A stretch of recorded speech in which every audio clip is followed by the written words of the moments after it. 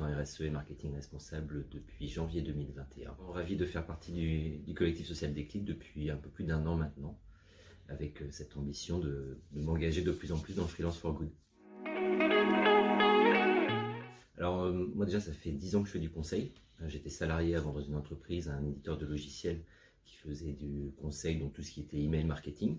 Et donc j'avais une équipe de 9 personnes, de consultantes et consultants, et on accompagnait nos clients pour optimiser leur stratégie email.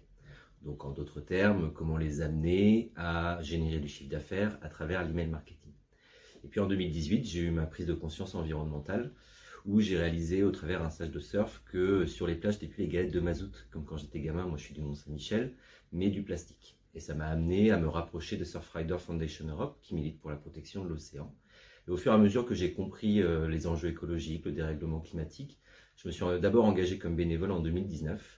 Et puis en 2020, comme beaucoup de personnes, on s'est retrouvé avec beaucoup de temps pour penser chez nous. Et j'ai commencé un petit peu à m'intéresser aux problématiques du freelance for good, du marketing responsable, de la RSE. Et donc je me suis un peu auto-formé sur ces sujets-là jusqu'à franchir le pas au 1er janvier 2021, à me dire je me lance à mon compte. Et mon objectif aujourd'hui, c'est de démystifier la démarche de responsabilité sociétale des entreprises auprès des PME et les aider à communiquer en ce sens, parce que plus on sera nombreux et nombreux à communiquer sur la transition écologique, mieux notre planète se portera. Et en même temps que je faisais ça, je commençais à parler de plus en plus de marketing responsable, de communication en ce sens, et je me suis rendu compte qu'en fait mes compétences acquises en marketing digital depuis plusieurs années pouvaient aussi servir à d'autres organisations comme des associations, des ONG qui n'ont pas toujours ces compétences marketing-là et qui vont chercher éventuellement à être accompagnés pour mettre en place des stratégies de welcome back email ou de lead nurturing comme on peut les appeler. La première des motivations, ça a été un petit peu reprendre le contrôle de ma vie. J'avais beaucoup de plaisir à m'occuper d'une équipe de 9 personnes, mais quand on fait du management, on a tendance un petit peu à s'oublier. Et donc un des objectifs, ça a été de retrouver un meilleur équilibre entre vie personnelle et vie professionnelle. Donc c'est pas toujours évident quand on se lance en tant que freelance, parce qu'il faut arriver à bien couper entre les deux. Mais l'idée principale a été de se dire, voilà, il faut que j'ai du temps pour mon entreprise, mais il faut aussi que j'ai du temps pour moi. Et donc ça a été un des objectifs majeurs, et aussi plus de temps pour surfer, parce que j'avais vraiment envie de progresser en surf. Donc c'était d'arriver à bien rééquilibrer tout ça. C'était plus en termes de syndrome de l'imposteur que je craignais un petit peu, parce que je me lançais dans la RSE.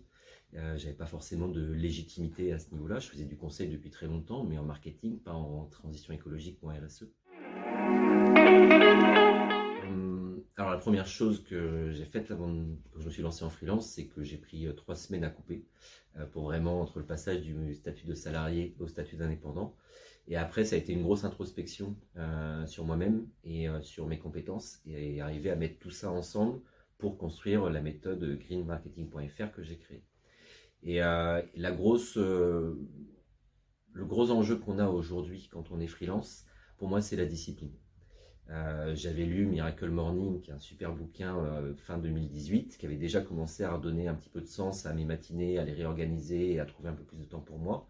Et je me suis dit, quand je me suis lancé comme freelance, j'ai lu d'autres bouquins sur le sujet, comme la 25e heure aussi par exemple, qui expliquent que si on veut arriver vraiment à avoir une meilleure balance entre vie privée et vie personnelle et vie professionnelle, c'est qu'on arrive à bien timer sa vie professionnelle.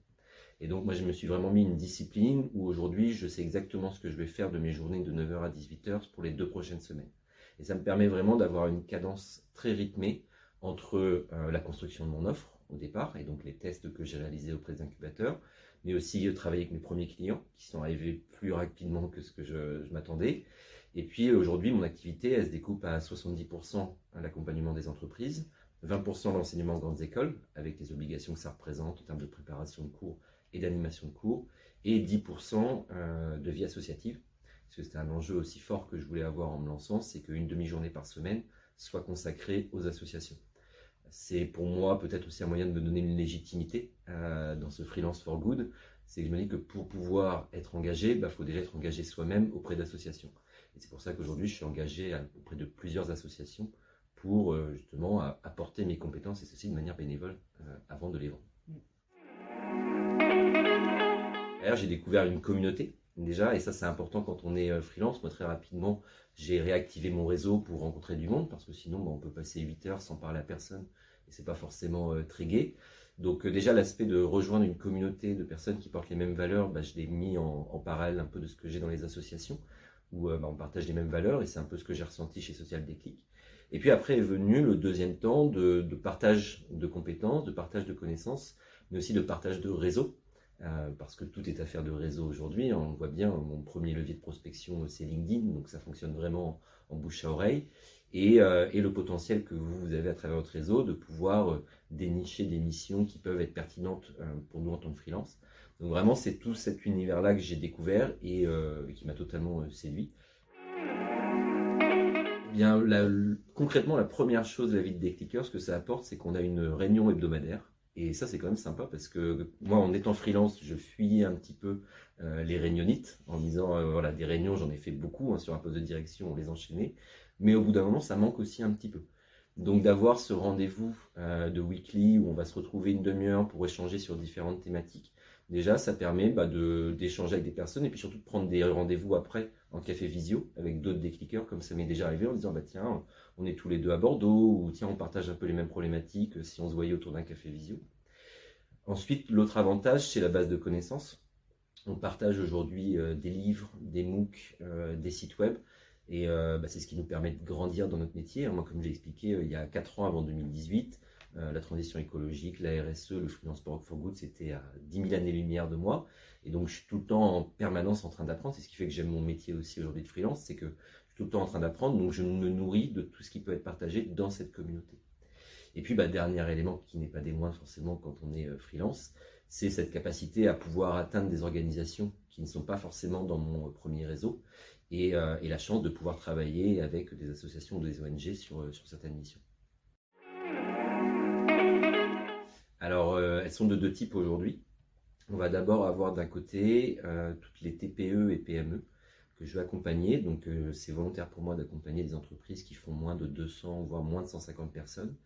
Et en tant que freelance for good, si je reprends la démarche, mon objectif c'est de les aider à démystifier la RSE pour qu'ils puissent s'engager. Le deuxième niveau, où là c'est venu à la fois à travers Social Déclic, mais aussi à travers les associations avec qui je travaille, c'est que au bout d'un moment, on fait du bénévolat, mais on se rend compte qu'il y a des missions qui peuvent aller plus loin et les associations peuvent arriver à libérer des budgets pour travailler sur ce genre de problématiques. Et c'est vraiment mon expérience en marketing digital aujourd'hui qui va les intéresser. Parce que ils sont tellement focalisés sur leur cause, sur ce qu'ils portent, qu'ils en oublient un peu parfois les mécaniques classiques de marketing. Alors aujourd'hui, je suis assez épanoui dans mon quotidien parce que j'arrive justement à jongler sur différentes missions et donc ça me plaît vraiment de pouvoir justement changer du tout au tout de semaine en semaine sur les missions dans lesquelles je m'engage. Maintenant, il y a quelque chose que j'aimerais faire un petit peu plus en 2023, qui est l'accompagnement d'entrepreneurs. Donc, j'aimerais bien consacrer 10% peut-être ou 20% de mon quotidien à cet accompagnement-là l'année prochaine pour vraiment avoir ces 4 piliers entre l'accompagnement des entreprises vers une démarche qui soit plus engagée, l'accompagnement des associations et des ONG pour les aider à prendre les meilleurs leviers marketing et les exploiter pour avoir plus d'impact. La vie associative, toujours, ça pour moi c'est indiscutable, il faut que ça reste dans mon quotidien. Et pourquoi pas du coup l'accompagnement d'entrepreneurs qui veulent créer leur entreprise à impact.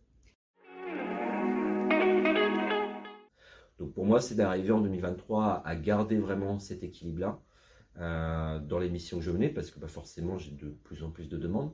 Va se poser la question aussi de dire à un moment qu'est-ce que je fais, est-ce que je dis non, comment je choisis mes missions. Ça fait maintenant 2-3 mois que je m'interroge.